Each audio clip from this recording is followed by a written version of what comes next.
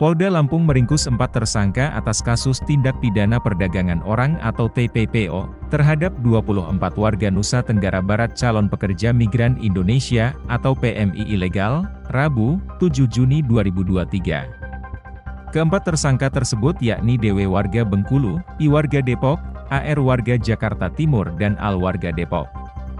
Kapolda Lampung, Irjen Pol Helmi Santika mengatakan keempat tersangka tersebut bergerak secara perseorangan dan tidak memiliki perusahaan resmi penempatan pekerja migran. Berdasarkan pemeriksaan, para korban diiming-imingi gaji sekitar 5-7 juta rupiah.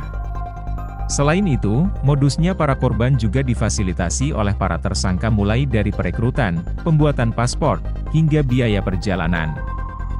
Adapun peran-peran para tersangka yakni DW merupakan otak pelaku TPPO sekaligus yang mendanai calon PMI, I berperan sebagai penjemput dan mengantarkan para calon PMI berpindah-pindah tempat, AR dan AL berperan menyiapkan keperluan para calon PMI sekaligus perekrut calon PMI. Polisi masih mendalami jaringan sindikat PMI ilegal tersebut. Kemudian DW juga memproses dan yang memfasilitasi 20 CPMI yang direkrut dalam pembuatan paspor di kantor imigrasi WTC Mall Matahari di Serpong, Tangerang. Dia memiliki koneksi ke berbagai agensi di negara yang dituju, yaitu Arab Saudi dan Uni Emirat. Perannya juga adalah mengirim ke 24 CPMI ke depan ke negara tujuan, yaitu tadi Arab Saudi dan Uni Emirat. Yang berikutnya adalah saudara IP, umur 25 tahun, ini alamatnya di Depok, juga tertangkap. Perannya adalah membantu mengawal ke-24 CPMI ini dari Bogor ke Bandar Lampung dengan menggunakan kendaraan milik tersangka DW.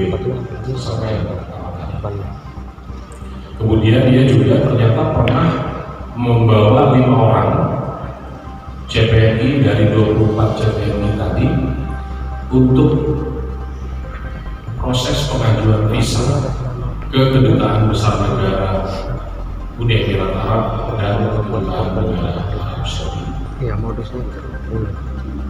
Dia mendapatkan uang jasa 600.000 dari saudara DW tersangka pertama tadi atas jasa pembuatan visa dari 5 CPMI tadi.